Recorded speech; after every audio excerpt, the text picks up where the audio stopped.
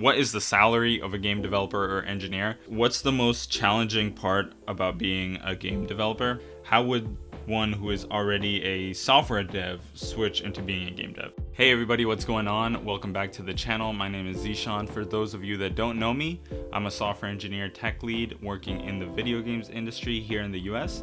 In this video, we'll be answering some of your questions that you were kind enough to send me over social media while putting together some Legos. I think that'll be really fun and put a fun twist on this. So without further ado, let's get started. All right, so the first question is, game development is fun, but often it's exploitative. Game developers don't get paid as well as devs in other fields. Is this true? All right, so there's two questions here. The first one is about game development being exploitative. And then the second question is about kind of salaries of game developers versus developers in other fields. So to answer the first question, I think work-life balance and that sort of thing has improved a lot in the games industry. I think in the past there were issues with work-life balance and prioritizing employee health at times. But I think that's kind of changed a lot now, and there's a huge prioritization of employee health. I'm constantly being told by my manager or people in senior leadership to take time off and to make sure you have time to rest and recuperate, especially after big deadlines. When there are certain deadlines that require people to work overtime, typically you're kind of compensated for those hours by being given rec time, which is basically like if you work overtime 3 days in a row to get this really tough deadline in, you basically receive 3 days off outside of the normal days you receive off to kind of recuperate from that and give you an opportunity to rest and recharge and come back refocused. So I think in terms of the games industry being exploitative, I think it's kind of this narrative that may have been true at some point, but it's really being phased out, and it's not so much true these days. I think work-life balance in the games industry overall is pretty good. I think there are certain things that come up or deadlines that are a bit stricter than other industries, but overall, I think it's improving a lot. The second question is about game developers' pay and how that compares to developers' pay in other industries. So the truth is, game developers don't get paid the same as top software companies pay in the industry. For example, like Facebook, Amazon, Google, the FANG or MANG companies. Those pay top tier regardless of industry that you're in. Like, they're gonna pay the most no matter what. Game development companies pay a pretty decent amount compared to other developers, depending on the industry. Like, they don't pay the same as top software companies like I mentioned, but they still pay a pretty significant amount. I would say it's within the $80,000 to $160,000 range. $80,000 total compensation for if you're maybe like a new grad or you have very little experience, you're kind of just starting off, and then going up to that 160 plus band where if you're a senior engineer or a director, and it obviously depends on your location and things like that as well.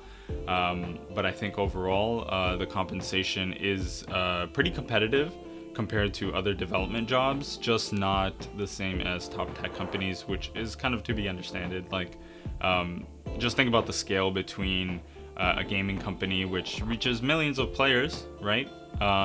Compare that with Facebook, who reaches billions of users, right? Like, there's an obvious difference between scales here, and the pockets are just going to be way deeper for those top tech companies, since they just reach and impact so many different users compared to game development companies. All right, so the first thing is this piece here. Is it this one?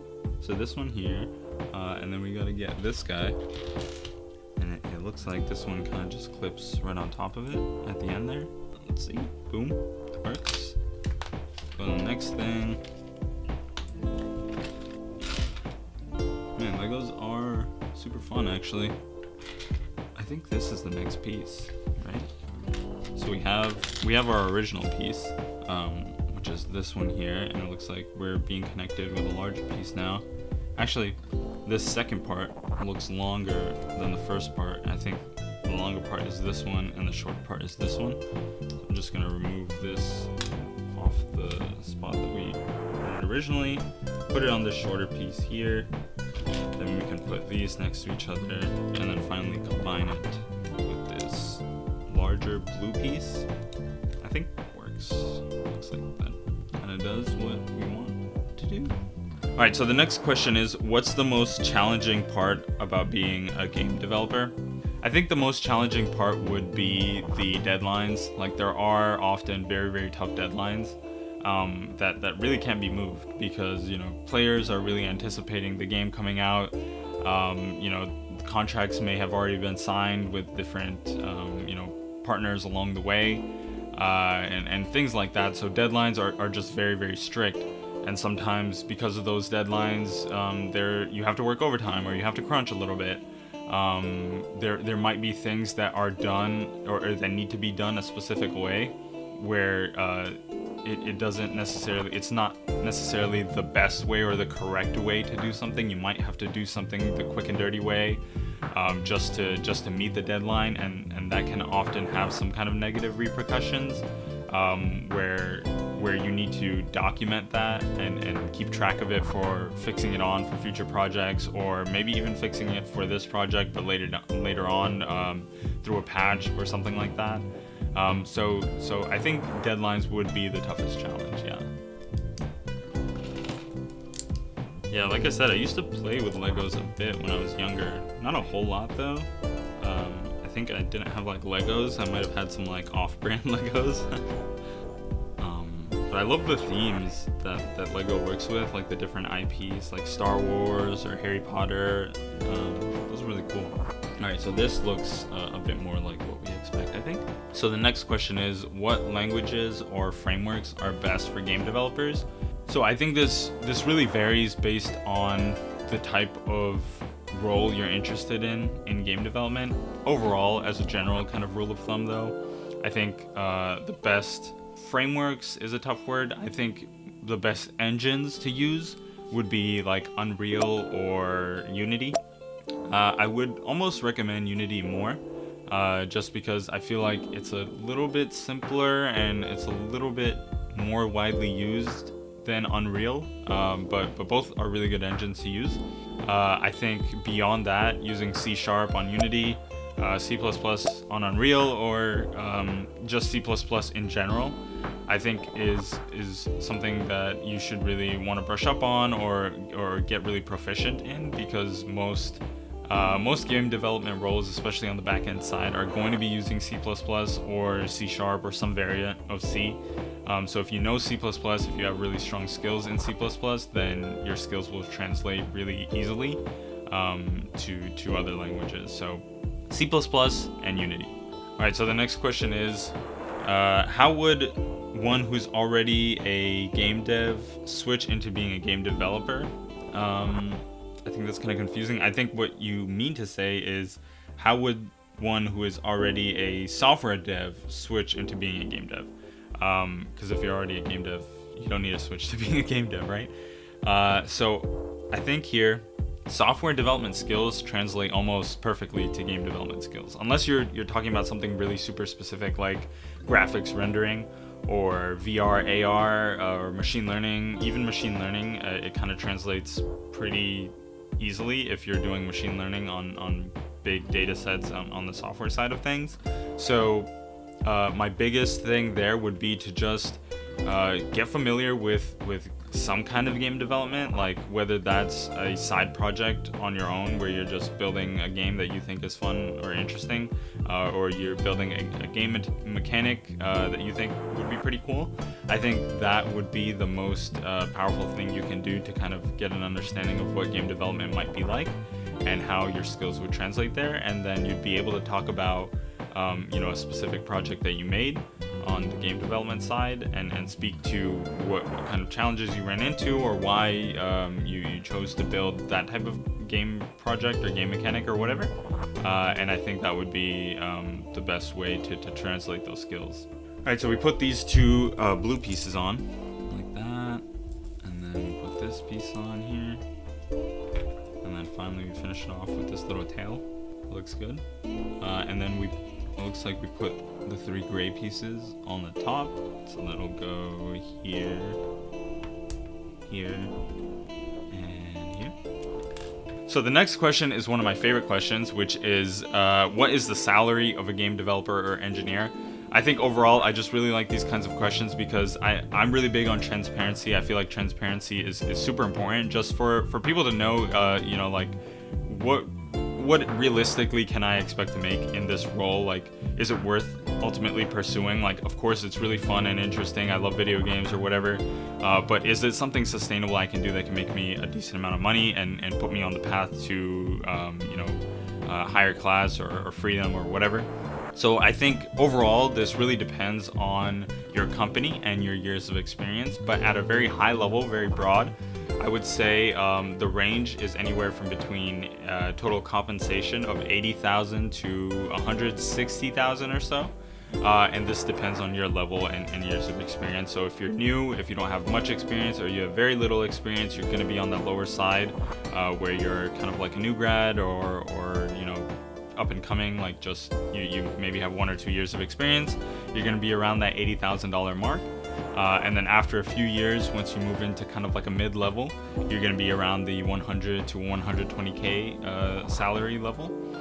And then once you move into more of like senior, you've been in the role for 5+ years, you start moving into that kind of senior role, and that can range anywhere from between 120,000 to 160,000.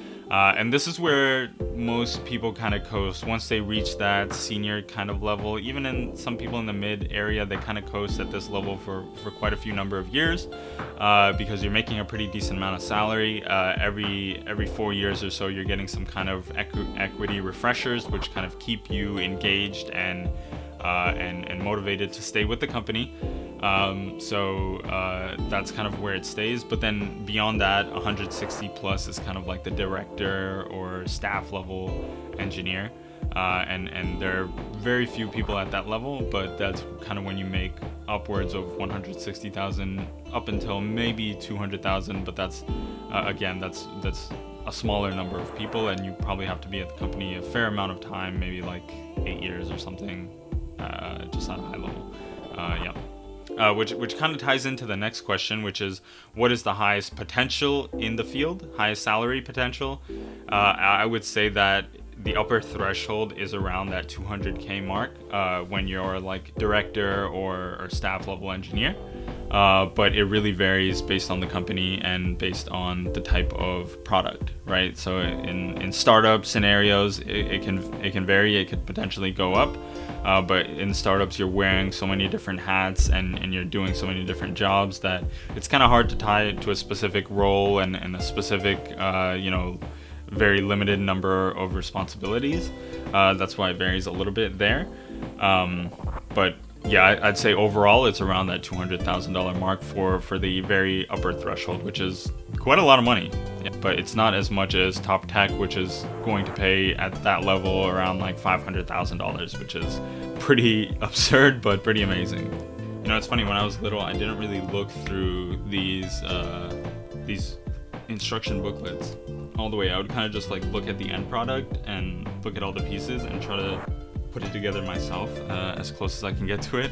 And that's probably why I didn't play with Legos a lot when I was younger, because that's just that's just so much more difficult. I made it so challenging for myself for almost no reason. All right, so it looks like we need a couple of pieces here. So we've got this one. We need this one. So first things first, let's take this, put it together. So looks like we take this black piece and push it on here. And then we take this. And then finally, it looks like we're supposed to add this one under this. Let's go back to this guy, this thing here. And then, I think this gray piece goes in that missing hole. That makes a lot more sense. So it's on top now. Sweet. That's looking pretty good. Yes. On to the next page. So the next question is, what made you decide to get an MBA, and was it worth it? So this is a really great question. For those of you that don't know, I graduated with a master's in business back in 2019. I started in 2017. The reason I started was I was actually working in my first job in the games industry, working on casino games, and I was really craving the classroom environment. And I was kind of going back and forth on what degree program I ultimately wanted to pursue. And what I realized was I was gaining computer science skills and increasing my understanding of computer science every day that I was on the job. So it would kind of have been pointless to get a master's in computer science. And what I felt like most engineers were lacking that were around me were communication skills, leadership skills. And the big thing there was kind of understanding how the whole business works together and how engineering is just a small component of that larger piece. So in order to improve those communication and leadership skills and increase my understanding of business and how different teams should be working together and what the optimal way of having those teams work together, and ultimately understanding how businesses work, so that later on when I decide to open my own business, inevitably how I would want to run that and that sort of thing. Those are all kind of the reasons what ultimately led me to pursue an MBA. And I think it was really worth it. I think nowadays it's kind of like that stamp on my resume that helps recruiters understand that, okay, this person knows how leadership works. They have held leadership positions in the past, and they also have this MBA to kind of secure that understanding. And so for me, on resumes, it's really valuable, and I think it really helps me get a lot of interviews and that sort of thing. But it also, I think, helps me kind of align with any new managers that I have, where we kind of get to sit down and in that kind of initial discussion, letting them know, hey, I have an MBA, I have this experience leading teams and that sort of thing. It helps them understand my experience a little bit more and what I'm interested in pursuing, and I think that is super valuable. So for me, I think it was worth it. I don't think it's worth it for everybody. I think it just kind of depends on the circumstances and what's best for each individual person. But that's ultimately why I did it and why I think it's worth it. So the next question is, do you have any advice for someone looking to join the games industry? And yes, I definitely do. So my biggest advice there would be to work on side projects. Like, there are probably games that you're already playing that you know really well, or games that you're interested in working on that you think is an interesting concept for a game or something like that. And what you should really do is just kind of hunker down and start creating those side projects. Like, start working on building out those projects through popular game engines like Unity or Unreal, or your own languages or frameworks that you're comfortable with. And spend some time building those so that you have an outlet you have a way that you can show interviewers what you've worked on, the challenges that you've ran into, what kind of source control you used, what were the difficult parts of building specific projects. Like, having that experience is extremely valuable if you're not coming from a company where you already gained that experience, right? Like, if you're already working on building games in a different company, you don't really need to show that to get in the door. But if you have no experience building games ever, if you've done that, overall it'll be really helpful. And beyond that, I think when you're working on these side projects, you should be sharing your learning online. Like, create a Twitter account and share this stuff as you go along the way. Like, as you're building out your side project, share things online so that people can see what you're doing. They can come along for the journey and be a part of the process, and I think that'll be ultimately the most valuable. All right, let's build the next thing.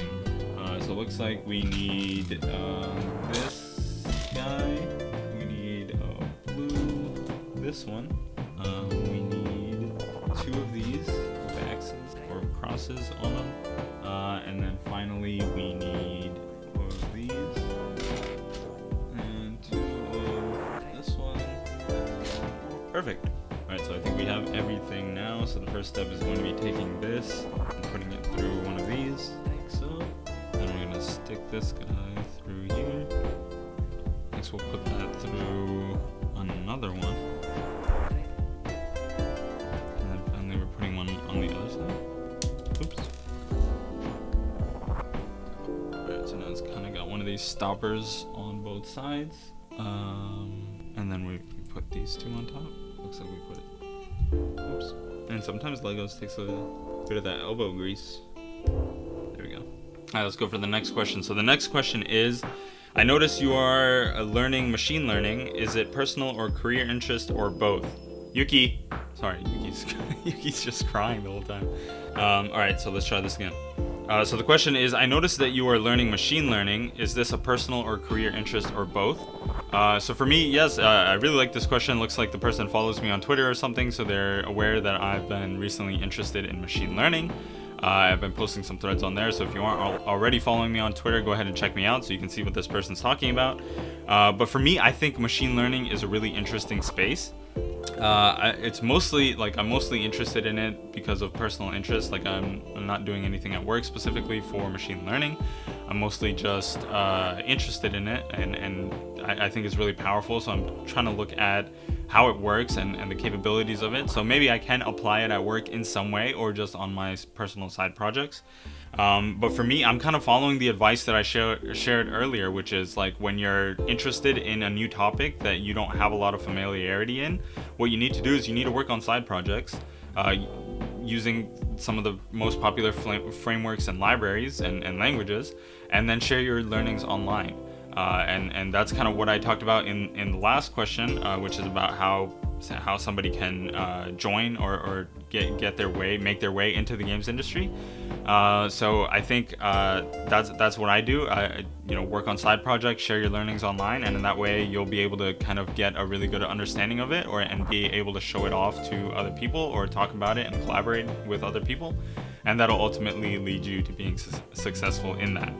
Well, awesome. These were really great questions, and I had a lot of fun making this video. We didn't get to complete our Lego, unfortunately, but I think we made a lot of progress, and in future videos, we can continue building upon this and answering more questions. So if you have any additional questions, leave them in the comment section below, or follow me on social media and reach out to me on social media, and I look forward to seeing you in the next one. Bye.